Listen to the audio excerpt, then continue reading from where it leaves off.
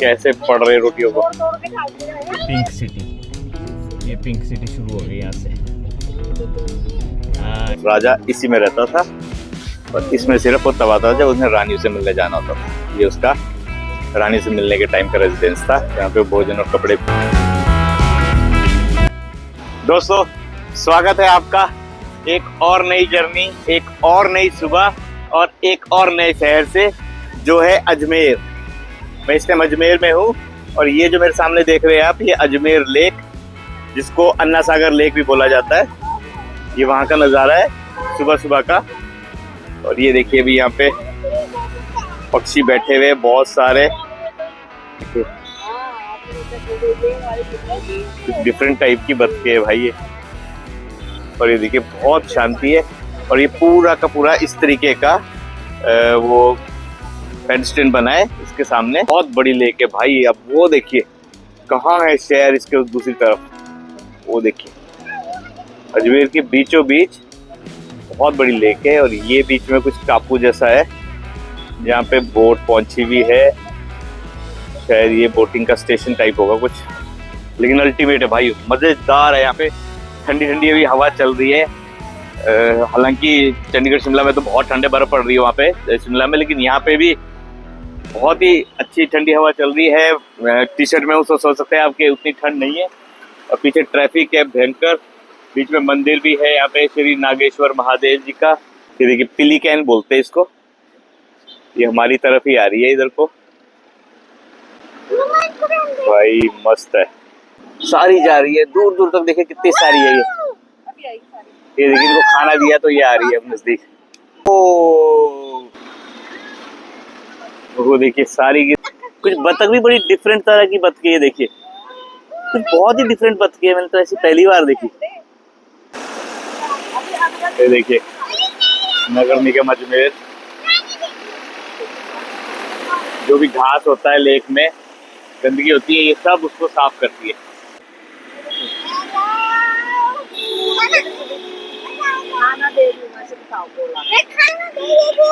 ये देखिए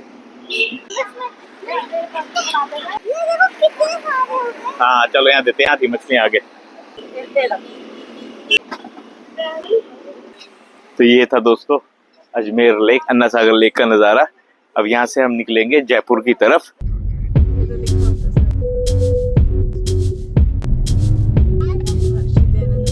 अजमेर रोड से अब हम जयपुर के अंदर आ चुके हैं। ये जयपुर सिटी शुरू हो गई, बड़ी बड़ी बिल्डिंग्स है दोनों तरफ, मॉल्स।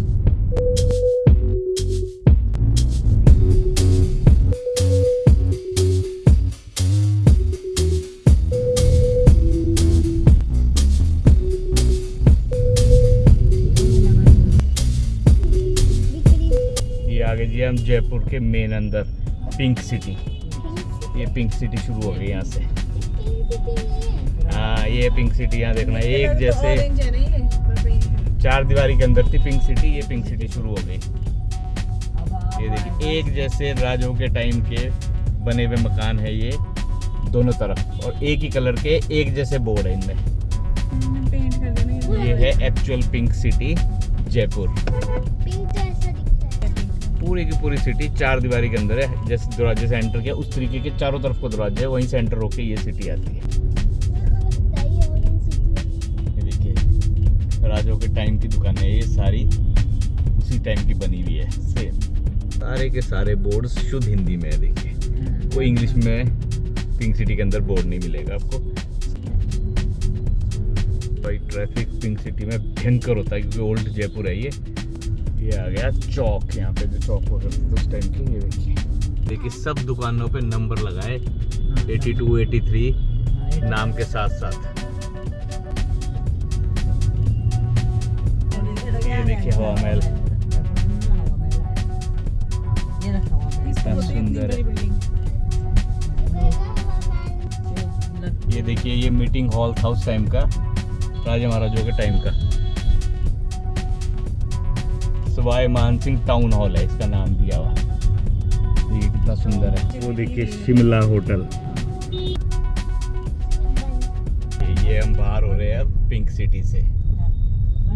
ये गेट आ गया, ये हो गए जब पिंक सिटी से बाहर। और यहाँ से अब हम जा रहे हैं, पहले होटल देखते हैं, होटल लेते हैं यहाँ पे, फिर होटल के बाद आपको नाहरगढ़ फोर्ट खुला होना चाहिए, नाहरगढ़ फोर्ट ले।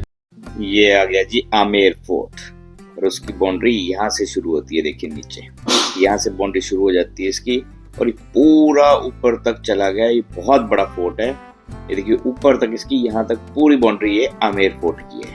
ये देखिए सारा आमेर फोर्ट है ये। और ये है ऊपर जयगढ़ फोर्ट, ये जयगढ़ फोर्ट है। यहाँ दुनिया की सबसे बड़ी तोप रखी गई है on wheels, weight by weight वो सबसे बड़ी तोप है दुनिया की। ये है जयगढ़ फोर्ट और जयगढ़ फोर्ट से पूरा का पूरा ये एक अंडरग्राउंड टाइप रास्ता है जो जोड़ता है आमेर फोर्ट को, और जयगढ़ फोर्ट आमेर फोर्ट को सिक्योरिटी देता था। ये आमेर फोर्ट। अब हम जाएंगे नाहरगढ़ फोर्ट। चला जी रास्ता नाहरगढ़ फोर्ट और जयगढ़ फोर्ट को, पूरा पहाड़ी पे टॉप पे जाके है ये, पूरा ये ऐसे ही जंगल के बीच से होता हुआ रास्ता है।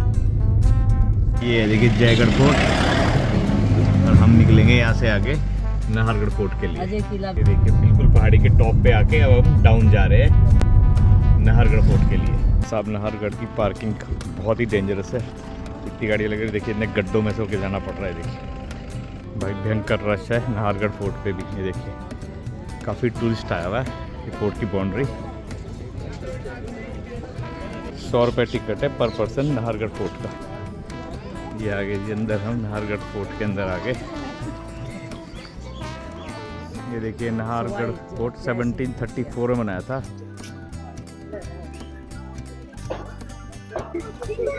भाई अंदर अंदर बहुत बड़ा है ये नाहरगढ़ फोर्ट में अस्तबल हुआ करते थे उस टाइम पे। ये अब छोटे कर दिए हुए, पहले थे घोड़े बड़े बड़े होते थे तो बड़े थे, ये गवर्नमेंट ने इसको रेनोवेट करके छोटा कर दिया है, और ये सारा गवर्नमेंट ने रेनोवेट किया है। उस टाइम पे ऐसा नहीं था। ये तो जो अस्तबल भी थे ये ऊंचे ऊंचे होते थे, ये ऊपर तक पूरा एरिया था उसका, और ये जो बाद में रेनोवेट किया है तो इसको छोटा कर दिया है, जो कि अब आर्टिफिशियल बना दिया गया है। और वहाँ पे शीश महल है वो भी आर्टिफिशियल है। उस शीश महल में भी घर के शीशे लगे हुए हैं, और 500 रुपये टिकट है, जाने कोई मतलब नहीं। ओरिजिनल शीश महल देखना है तो आमेर फोर्ट में जाइए जहाँ बेल्जियम के शीशे लगे। ये सब नकली है, फिर ये भी सब गवर्नमेंट ने सजा दिया है, लेकिन नकली है ये उस टाइम का नहीं है। ये आ गया जी नाहरगढ़ फोर्ट, और ये था स्वाय राम सिंह जी महाराज का रेजिडेंस ये पूरा। राजा इसी रैंप से जाते थे, यही रैंप से घोड़े से जाया करते थे और यहाँ से एंटर करते थे। ये है वेलकम गेट, इसको महाराजा के टाइम में वेलकम गेट बोलते थे, और ये ऊपर ओपन है ताकि दासियां साइड में खड़े होकर वहाँ से फूल बरसाती थी जब भी कोई महाराजा से मिलने कोई उनका मेहमान आता था। और ये जो एरिया है दोनों साइड, यहाँ पे नगारे होते थे, तो नगारे बजाया करते थे उस टाइम। ये देखिए पूरा शाही स्वागत हुआ करता था उस टाइम। अब चलते हैं और अंदर हम।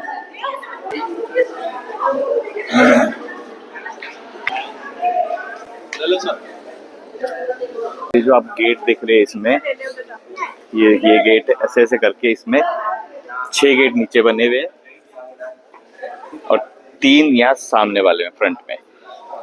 राजा की 9 रानियां थी, और 9 रानियों के लिए राजा ने एक एक महल बनाया था। एक ये 2 3 6 नीचे है, 3 उसमें है, उस वाले फ्रंट वाले में 3 उसमें सामने में, तो 9 रानियां रहा करती थी यहाँ पे। और ये 18 अपार्टमेंट से नीचे ऊपर दोनों साइड। नीचे बोला जाता था विंटर पैलेस, ऊपर समर पैलेस। सर्दियों में रानियां नीचे रहती थी और गर्मियों में रानियां ऊपर वालों में रहती थी। और महाराजा माधव सिंह खुद यहाँ रहते थे। ये महाराजा माधव सिंह का रेजिडेंस है। ये वाला महाराजा माधव सिंह ने बनाया, जो मैंने बाहर से दिखाया आपको वो महाराजा राम सिंह ने बनाया था। तो ये 2 और उससे पहले की जो दीवारें लगाई वो महाराजा सवाई जय सिंह ने, मतलब 3 राजों ने इस नाहरगढ़ फोर्ट का निर्माण किया था। रानी का महल देखते हैं अंदर से, क्योंकि सारे के सारे एक जैसे बनाए हैं, मतलब डिट्टो बनाए 9 के 9 महल, ताकि किसी से मतभेद नहीं किया था। पर जितना ये पेंट हुआ है ये सब ओरिजिनल है, जिसको वेजिटेबल पेंट बोलते हैं। ये ओरिजिनल उस टाइम का ही पेंट है ये किया हुआ। अब हम देखते हैं महल रानी का। ये एंट्री होती थी, ये देखिए ये एंट्री है। एंट्री से अंदर जाएंगे। रानियों का रेजिडेंस विंटर का, समर का ऊपर होता था उनका। तो ये एक ही जैसे है 9 के 9, तो आपको मैं 1 के बारे में बताता हूँ, आप समझ जाएंगे 9 के 9 में क्या था। ये है उस टाइम का स्टोर रूम। यहाँ पे रानियां पूरे साल का राशन जमा करती थी। इस जगह में पूरे साल का राशन रखा जाता था और यहीं से वो लोग खाने के लिए, किचन के लिए राशन ले जाया करते थे। अब दिखाता हूँ आपको रानियों का किचन, जिसमें एक इतनी आधुनिक चीज लगी है, आप हैरान हो जाओगे। देखिए ये जो चीज है, ये है चिमनी, उस टाइम की चिमनी। ये देखिए, इसमें 2 जगह से एग्जॉस्ट बने हैं। ये देखिए, तो उस टाइम 1734 में उन्होंने चिमनी बना दी थी, जो हम आज देखते हैं अपनी जगहों। ये देखिए, उस टाइम की चिमनी है ये प्रॉपरली। और इस जगह में आग लगाई जाती थी, यहीं पे खाना बनाया जाता था और यहाँ से पूरा एग्जॉस्ट बाहर होता था। अब दिखाता हूँ आपको मैं रानियों का डाइनिंग रूम, जहाँ पे यहाँ खाना बनने के बाद वो खाना कहाँ खाती थी। ये रहा उनका डाइनिंग रूम। इसी जगह पे रानियां अपना भोजन किया करती थी। इस जगह पे नीचे बैठ के उस टाइम सब लोग नीचे बैठ के भोजन करते थे। यहीं पे नीचे बैठती थी रानियां और अपना भोजन करती थी। ये सामने रानी का पर्सनल स्टोर रूम है। यहाँ पे वो अपना कपड़े चेंज करते थे, अपने गहने वगैरह सब रखा करते थे। ये वो है। और ये सर्दियों में रानियां यहाँ रहती थी, इस रूम में। ये सेकने के लिए बनाया गया हुआ ये उस टाइम, इसमें आग सेका करते थे और यहीं पे रानियां रहती थी उस टाइम। एक और रानी का बताऊँ आपको मैं, जब रानियां यहाँ खाना खाती थी तो उस टाइम मानना था कि कभी भी दासियां खाना लेके बेडरूम से नहीं आई, इसलिए ये रास्ता बनाया गया था। खाना लेके इस रूम से आया करते थे यहाँ खाना खाने के लिए। और ये रानियों का सिर्फ लिविंग रूम था, यहीं पे रानियां रहा करती थी, हर वक्त यहीं रहती थी। यही एक रूम होता था उनके पास, यहीं पे अपना पूरा उन्होंने विंटर गुजारा हुआ है। और यहाँ से अब आपको दिखाता हूँ मैं दासियों का रूम। ये है दासियों का रूम उनका, यहीं दासियां रहती थी, यहीं तैयार होती थी और यहीं से अपने पहले दासियां रेडी होती थी, फिर वो रानी को तैयार करने जाती थी। और मैं आपको उस टाइम की पेंटिंग बताता हूँ। ये देखिए, जो नीचे बनी है ये है ओरिजिनल पेंटिंग उस टाइम की, और जो ऊपर बनी है ये बाद में रेनोवेट की गई है, खराब हो गई थी तो रेनोवेट की गई है। लेकिन और एक चीज और, जो ऊपर है ये मुगल आर्ट है और नीचे ये इंडियन आर्ट है। ये फर्क था उस टाइम, 2 आर्ट में बनी हुई पेंटिंग है। अब मैं आपको रानियों के टॉयलेट को दिखाता हूँ कि उस टाइम टॉयलेट कैसे होते थे रानियों के लिए। ये देखिए, ये जो है ये है रानी का टॉयलेट उस टाइम का। और ये इसके लिए नेचुरल लाइट जो लाई जाती थी, वो सामने रोशनदान बनाए गए थे 4, जहां से नेचुरल लाइट आती थी। और ये था पर्सनल टॉयलेट रानी का। अब आपको दिखाता हूँ मैं दासियों का टॉयलेट। ये वाला टॉयलेट जो है ये दासियों का होता था। नीचे पूरा रूम खाली होता था, हॉलो होता था नीचे से ये, ताकि जो भी एक्सक्रीटा हो वो नीचे जाके रहता था और उसको बाद में वो डिस्पोज ऑफ करते थे। अब चलते हैं रानी का समर पैलेस देखने, जो कि ऊपरली मंजिल में हुआ करता था। ये साइड थी रानी का समर पैलेस के लिए। गर्मियों में रानियां ऊपर की साइड रहती थी, सर्दियों में यहाँ नीचे रहा करती थी, विंटर पैलेस जिसको बोलते हैं। और ये देखिए, ये सामने वो चिमनी है जो आपको नीचे दिखाई थी, ये उसका एग्जॉस्ट है। तो यहाँ से वो धुआं बाहर निकलता था। तो सोच सकते हैं आपके कितना ख्याल रखा जाता था उस टाइम, सिस्टमेटिक था सब कुछ। अब दिखाता हूँ आपको मैं रानी का लिविंग रूम। ये था रानी का लिविंग रूम, यहाँ पे रानियां रहा करती थी उस टाइम पर। और ये जो सामने है ये दोनों तरफ को खुला होता था। इसमें ये सामने शीशा दिख रहा है आपको, इसकी जगह उस टाइम जूट की मैट बिछे होते थे, लगे होते थे, जिसको पानी से गीला किया जाता था। और इन खिड़कियों से हवा आती थी दोनों तरफ से, और वो उससे ठंडी हवा देती थी, और गर्मियों में इसलिए ठंडा रहता था ये। और ये है रानियों का ऊपरली मंजिल का समर पैलेस का डाइनिंग रूम। इसकी खास बात है कि ये जितना भी फ्लोरिंग है सारी की सारी नेचुरल वेजिटेबल पेंट से की गई है, कोई भी आर्टिफिशियल नहीं है ये। अब आपको मैं रानी का ड्रेसिंग रूम दिखाता हूँ। ये है रानी का ड्रेसिंग रूम, जहाँ पे रानियां तैयार हुआ करती थी। यहीं पे अपने कपड़े स्टोर करती थी, यहीं मेकअप करती थी, यहीं पे वो अपना श्रृंगार वगैरह किया करती थी। ये देखिए, यहाँ पे शीशा भी लगा है। ये उस टाइम का उनका ड्रेसिंग रूम है। एक चीज नोट की होगी आपके, नीचे का एरिया सारा बंद था, ऊपर का खुला था। क्यों? गर्मियों में जितना खुला होगा उतनी हवाएं चलेगी, नीचे बंद रहता था। वो सामने रानी का वॉशरूम है क्योंकि बंद है, और ये दासी का वॉशरूम सेम जैसे नीचे था। और किचन वही यूज होता था, नीचे का स्टोर वही यूज होता था। तो किचन ऊपर नहीं है, ना स्टोर ऊपर है, सिर्फ रहने का था ऊपर, दासी के लिए और रानी के लिए। ऊपर के महल में ये दिख रहा है आपको, ये रानी, तीसरी रानी का महल है, ये सेकंड, और वो सामने फर्स्ट रानी का। और ये जो कॉरिडोर है ये सिर्फ रानी और सोल्जर्स के लिए था, इसमें सिर्फ रानियां आपस में बात कर सकती थी, आ जा सकती, सोल्जर आ सकते थे। और ये कॉरिडोर था राजा के लिए, इस वाले से सिर्फ राजा अलाउड था, सिर्फ राजा अलाउड था और कोई भी नहीं। ये सिर्फ राजा का कॉरिडोर है आने जाने के लिए, इवन रानियां भी अलाउड नहीं थी। ये आ गए हम राजा के चेंजिंग रूम में।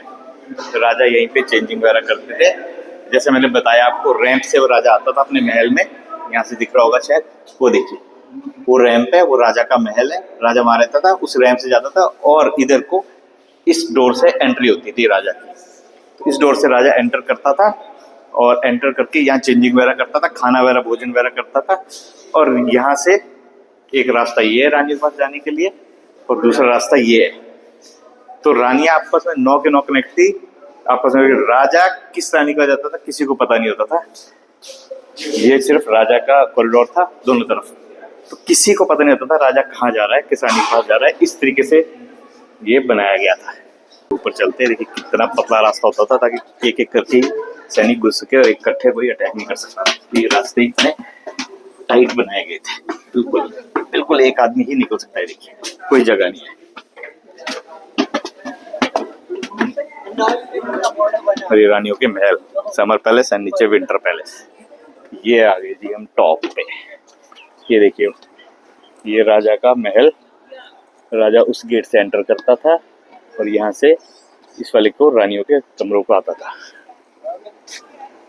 ये अब रेस्टोरेंट बना दिया गया है, ये पहले दीवाने खास था। अपने राजा अपने मेन कैबिनेट से यहीं पे मीटिंग किया करता था। 9 की 9 रानियों के महल, 1 2 3 4 5 6 7 8 9, सब रानियों के कॉरिडोर देखिए एक जैसे हैं। ये गुम्बद है यहाँ पे, ये देखिए ओल्ड जयपुर का व्यू पूरा का पूरा यहाँ से छत से। ये देखिए जंतर मंतर भी दिख रहा है यहाँ से, ये हवा महल भी दिख रहा है।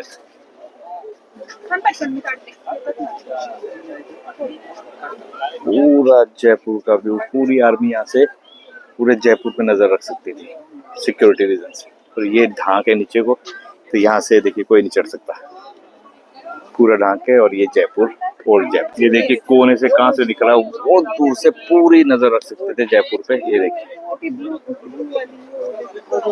पूरा जयपुर देखिए दूर दूर तक पूरी नजर है। और ये नाहरगढ़ की बाउंड्री है जो कि 5 से 6 किलोमीटर में फैली हुई है, ये पूरी पहाड़ों पे। वो देखिए वो जा रही है वहां से, वो देखिए बाउंड्री पूरी। ये अरावली पर्वत की सबसे ऊंची पहाड़ी है, सबसे ऊंची। कॉरिडोर चलने के लिए अब आपको मैं ओल्ड जयपुर देखा आपने, अभी न्यू जयपुर इस साइड से दिखेगा पूरा का पूरा न्यू जयपुर। वहां से खड़े होके आर्मी पूरे उस पे नजर रखती। ये है राजे का महल और ये राजे का घोड़ा यहाँ से जाता था इस रैप से, उससे अंदर राजा इसी में रहता था। और इसमें सिर्फ वो तब आता था जब उसने रानी से मिलने जाना होता था। ये उसका रानी से मिलने के टाइम का रेजिडेंस था, यहाँ पे भोजन और कपड़े कपड़े चेंज करके। और फिर इधर ये 9 रानियां है, इसमें जाता था विद सीक्रेट रोड। किसी को पता नहीं होता था कौन सी रानी से मिलने जा रहा है वो, क्योंकि उस कॉरिडोर में कोई अलाउड नहीं होते थे। इस कदर राजे टेक्नोलॉजी समझेंगे, इस कदर की टेक्नोलॉजी, तो सोचिए क्या जबरदस्त होती, बिल्कुल सिस्टमैटिक। अब जो आप देखने जा रहे हैं ये है tank for harvesting rain water. इतने बड़े महल के लिए पीने का पानी कहाँ से आएगा, उसके लिए बनाया गया टैंक। ये देखिए इसमें पानी इकट्ठा होता था जो कि पीने के लिए यूज होता था। और हैरानी की बात है कि ये पूरा साफ होता था उस टाइम, पूरा साफ। इसमें पानी आने का तरीका बताता हूँ। ये पूरी इस पहाड़ी में जितने में ये फोर्ट्स पहले 2-3 बड़े बड़े, यहाँ पे चौड़ी चौड़ी ड्रेन्स होती थी, बड़ी नालियां बनाई गई थी चौड़ी पानी को इकट्ठा करने के लिए। तो यहाँ पे सिर्फ पीने का पानी बरसातों में इकट्ठा कर सकते थे।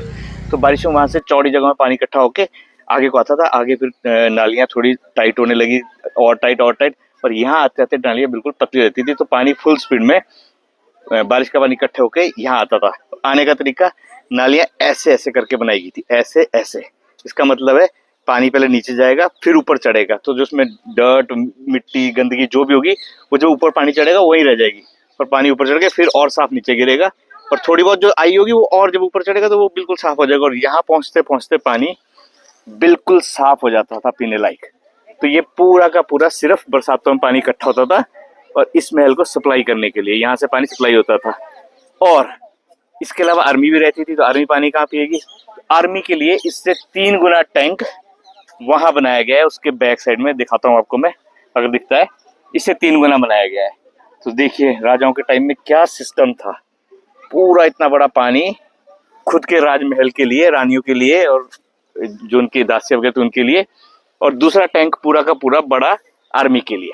ये देखिए वो दूसरी जो मैंने आपको बताया था दूसरा टैंक, ये है वो दूसरा टैंक बना हुआ जिसमें आर्मी के लिए पानी स्टोर होता था। और ये इस टाइम नाहरगढ़ फोर्ट से व्यू है, वो कोने में अगर आपको थोड़ा दिख रहा है वो जल महल है उधर, ये देखिए उस साइड को जल महल है, और ये पूरा व्यू जयपुर का है ऐसे।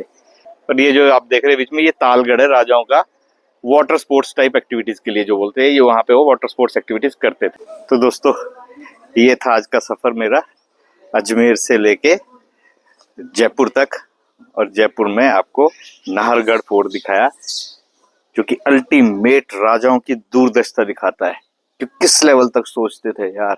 गर्मियों के लिए अलग रेजिडेंस, सर्दियों के लिए अलग, गर्मियों में गर्मी नहीं लगेगी, सर्दियों में सर्दी नहीं लगेगी, किस रानी से मिलने जा रहे किसी को पता नहीं लगेगा, और सेफ्टी के लिए इतने सारे उपकरण रखे हुए यहाँ पे सारे के सारे, और इतने बड़े बड़े वाटर टैंक्स आर्मी के लिए, पूरा का पूरा असला इन फोटो में रहता था।